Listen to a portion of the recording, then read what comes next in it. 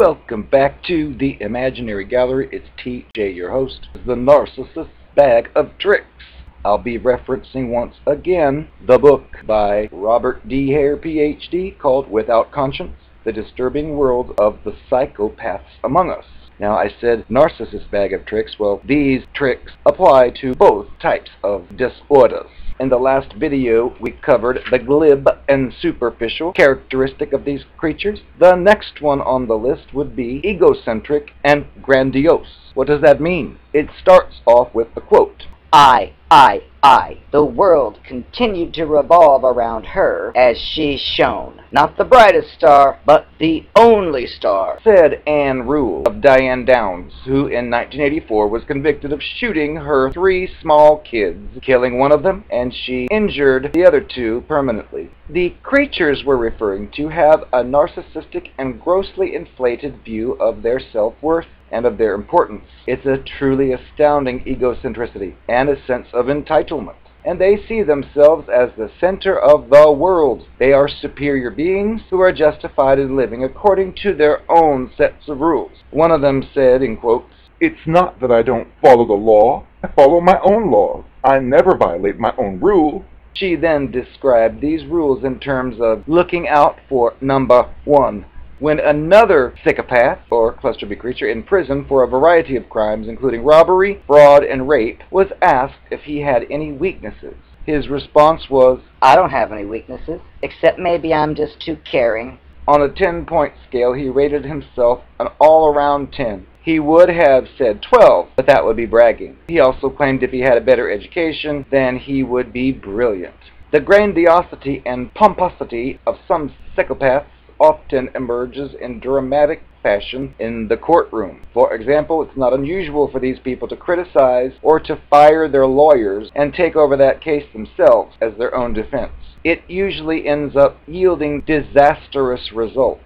One of them said, quote, "My partner got a year. I got 2 because of a beep censored head lawyer," said one of the subjects. He later handled his own appeal, and he saw that 2-year sentence go into 3 years. These people often come across as arrogant, shameless braggarts. They are very opinionated, self-assured, domineering, and cocky. They love to have power and control over others and seem unable to believe that other people may have valid opinions that are different from their own. However, they also, in case you wondered how your creature doesn't seem like this is what's usually under their mask. Because when they're working you and they're trying to target you, they're not going to show these types of characteristics. No, these are under everything. These things show up after you've been around them for a while, and then you notice these things that never existed before, which tells you everything up to that point's been an act. When they're wearing their mask, these creatures can appear charismatic or even electrifying to some people. And these creatures are very rarely embarrassed about their legal, financial, or personal problems. Most of them have lots of all of those. Rather, they see these things as just temporary setbacks.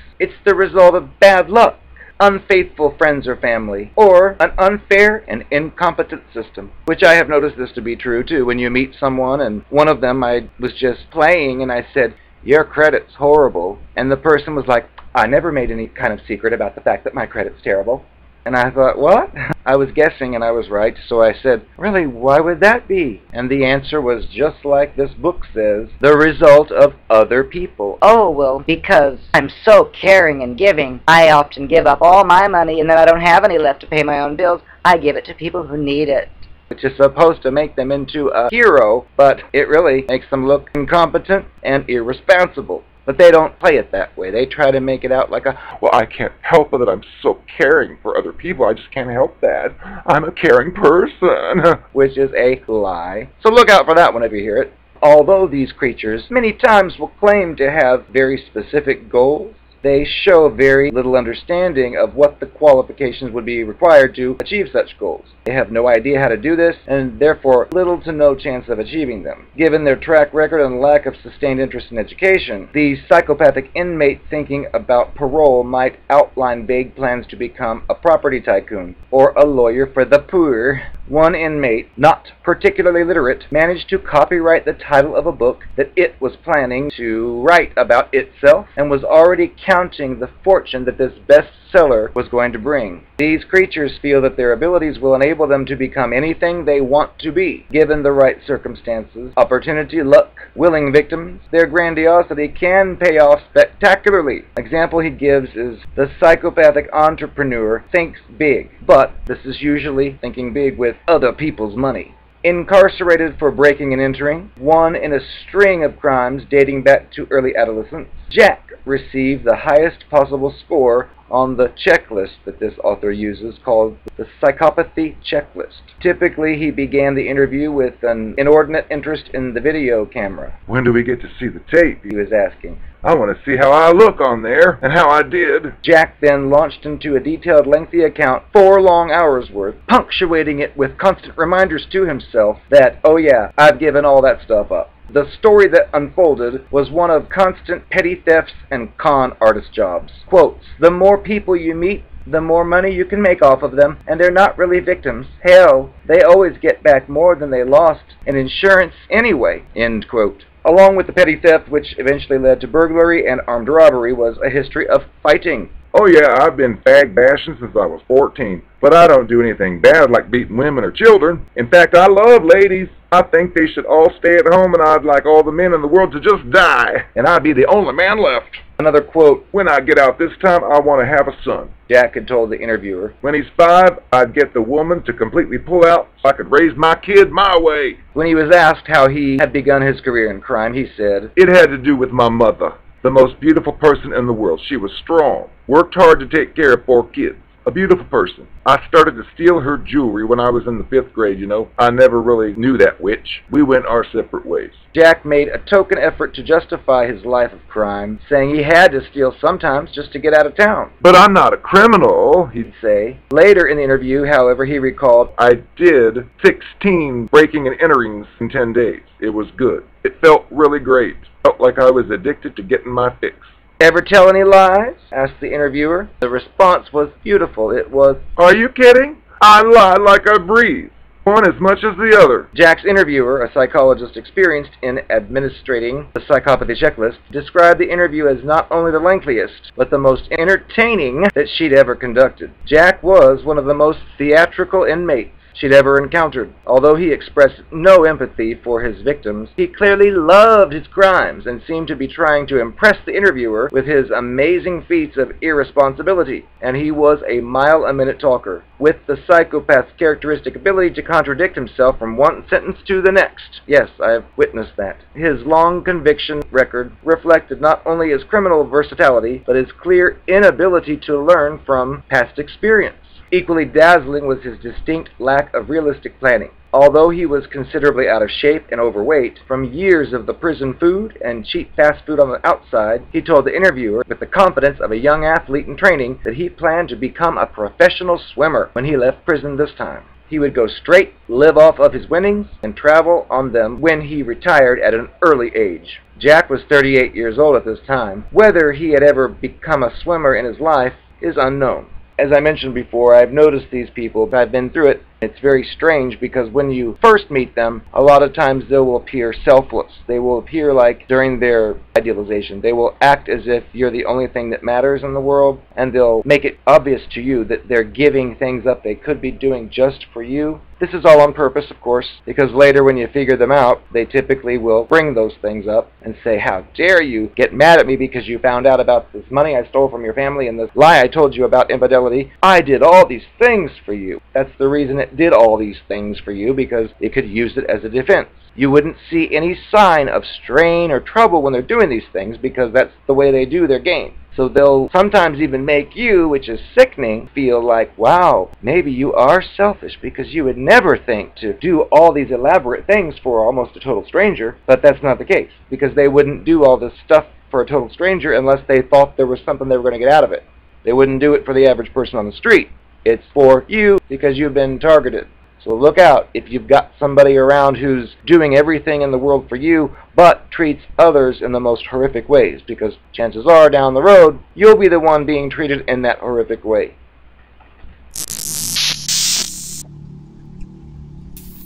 I am the narco. I'm supposed to be giving you some more confessions tonight. Before I do, I figured I would ask you one question.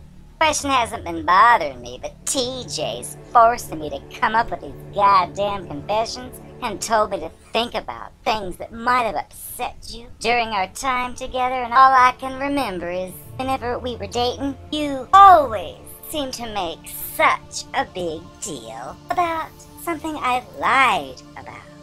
I'm here to ask you, what is your damage? What is the big deal? So, what if I told a lie? It's not like you've never lied before, is it? You've lied. Never mind, when I met you, you asked if I was seeing anybody, and I wanted to be with you for the night because my hearts were wanting it. I told you I was single. So what? Big deal. It got you in my bedroom, didn't it? That's all that matters. Who cares if later you found out that I just happened to still be involved with my ex? That was none of your concern. You didn't need to know that. My pussy willow needed to be recharged. That's the bottom line. If I would have told you I had a lover who was out of town for the moment, you think that would have gone over pretty well for you? I don't think so. So what? I lied. It's not the end of the world. You got to experience me. And all that stuff you used to say about how you felt betrayed because I lied, I think you live in a different world. To me, a lie means getting what I want. Now, to you, I don't know what it means because you act like you're so against lying. I was mirroring you and acting like I felt the same about lying, but you clearly saw that my whole vocabulary is devoted to lying. I don't get it. If you can get what you want through a lie, then why would you tell the truth? I don't understand that. Maybe you do, and you know something I don't. I don't get it.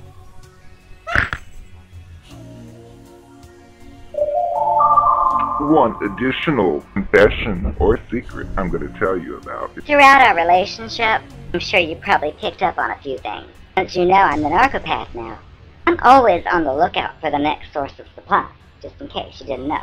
I recall many occasions when you'd take me out to your friends' parties and your friends' gatherings. I would take special notes of any of the boys there or some of the girls that you would take interest in. Like if I was talking to one of them, you'd make a big deal. What were you talking to him for so long? I wrote that one's name down in my little book.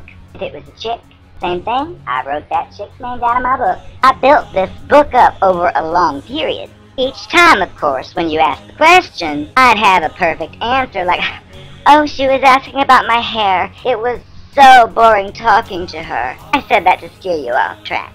And with the hot guy, I would find something that probably wasn't even true. Like that one hot football guy that I tried to keep you distracted by getting me a drink of something I knew they didn't have any of that you were going to look for forever. You found me still talking to him later. I told you something like, oh, thank you for rescuing me from him. Oh, his breath stinks. It smells like ass. And you bought it. I use lines like that all the time. Little did you know that I was filling up my little black book for potential new targets, and I recruited a few of them during our time together. I just told them, don't tell him this, but we're not getting along. Oh, it looks like we are. It's just an act we put on for the public. I really like you. Don't tell anyone else. I used that same line on at least 7 other people. I had all 7 of them, too. Until you stepped forward and tried to smear my name by telling them what I was doing, that things started to fall apart. And you know what? I just moved out of town because I wasn't going to deal with you and your drama. How dare you try to ruin my fun and ruin my life? Well, honey, you ain't going to get away with it.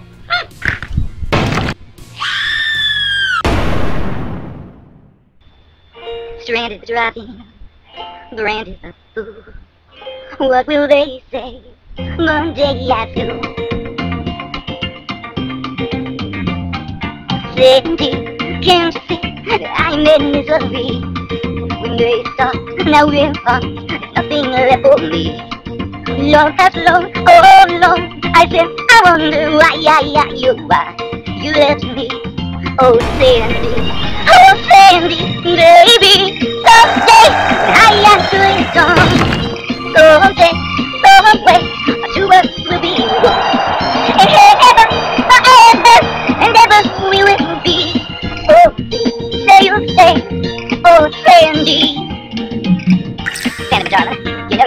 real bad. You know the truth. But baby, you gotta believe me when I say I'm helpless without you. What happened?